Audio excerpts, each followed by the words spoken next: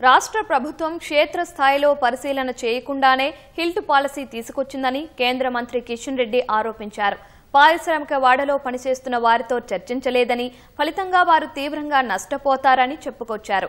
ఈ ప్రభుత్వం రైతులకు సహకారం అందించకుండా పారిశ్రామికవేత్తలకు లబ్ధి చేకూరుస్తుందని ఢిల్లీలో విమర్శించారు. రాష్ట్రంలో పారిశ్రామికవేత్తలకు ఒక విధానం, రైతులకు ఒక విధానమా అని మండిపడ్డారు. పారిశ్రామికవేత్తలకు లబ్ధికి చేకూర్చేటువంటి అవినీతి జీవో ఇది. రైతులకు ఒక న్యాయము, పారిశ్రామికవేత్తలకు ఒక న్యాయమా ఈరోజు ముఖ్యమంత్రి చెప్పాలి. ఈరోజు హైదరాబాద్ లో ముఖ్యంగా ఈ పారిశ్రామికవేత్తలు ఉన్నటువంటి అన్ని ప్రాంతాల్లో కూడా విపరీతమైనటువంటి ట్రాఫిక్ సమస్య ఉంది, విపరీతమైనటువంటి డ్రైనేజ్ సమస్య ఉంటుంది. మరి మీరు ఈ రకంగా 9,000 ఎకరాలలో మల్టీపర్పస్ కమర్షియల్ కాంప్లెక్స్ కడితే ఎన్ని వేల కార్లు అదనంగా వస్తాయో ముఖ్యమంత్రి గారు అంచనా వేశారు.